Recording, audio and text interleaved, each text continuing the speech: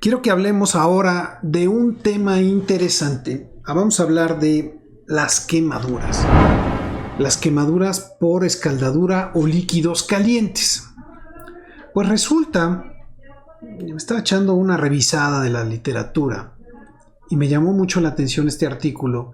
En la Universidad de Chicago se pusieron a revisar los expedientes de ingresos hospitalarios a las salas de emergencias por pacientes quemados.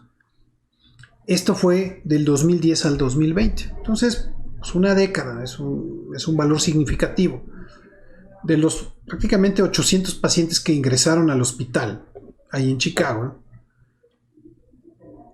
el 31% de los pacientes que ya habían ingresado por quemadura era por líquidos calientes secundario a la preparación de sopas instantáneas.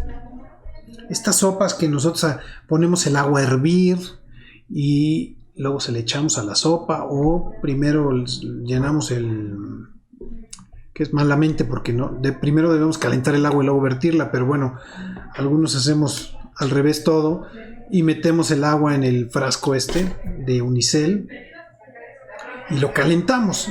El agua llega prácticamente al punto de ebullición, estamos hablando de 90 y tantos grados centígrados. Entonces los pequeños, cuando no están supervisados, cuando tienen hambre y ven esto en la alacena, pues la toman, se la quieren comer, la preparan y en el momento de mover o preparar el alimento sufren una quemadura importante. Quemaduras que van de primero, segundo y hasta tercer grado, o sea, sí pueden ser quemaduras grandes. Ahora, las personas más afectadas naturalmente son pequeños, alrededor de 5 años en promedio. Pues ¿por qué? Porque a esta edad no tienen las habilidades necesarias para manejar líquidos calientes. Entonces, ellos tratan de preparar este alimento, esta sopa instantánea, vierten el líquido, el agua, que eso no tiene ningún riesgo, y la calientan en el horno de microondas, que eso es lo más habitual. Al momento de moverla, o incluso cuando ya la sirvieron y están por comerla, un descuido, un movimiento desafortunado hace que el líquido se les vierta y se quemen. Entonces, estos menores de 5 años en promedio son los que están sufriendo estas quemaduras por escaldadura o por líquidos calientes, secundario a la preparación de sopas instantáneas. Y es que la quemadura en sí, uno puede pensar, ay, me quemé y pues no pasa nada, me pongo una pomadita y se acabó. El problema va más allá de eso, ¿no? A lo mejor uno se puede quemar un día un dedo o algo así con un sartén o un utensilio caliente, pero ahora imagínense que un área importante de nuestro cuerpo esté quemada. El hecho de que esté quemado significa varias cosas. Vamos a perder la piel que cubre esa superficie corporal y las células que están ahí morirán.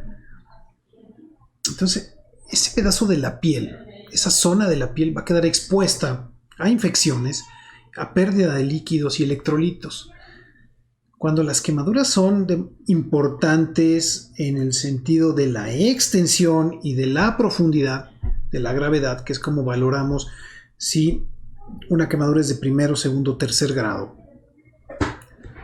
Entonces los pacientes se deshidratan, sufren trastornos electrolíticos como pérdida de sodio, de potasio, electrolitos que son vitales y fundamentales para que lata el corazón, por ejemplo, para que tengamos la cantidad de la presión osmótica o la presión en la sangre para que mantenga los nutrientes, para que no se fugue, para que no nos edematicemos o nos hinchemos.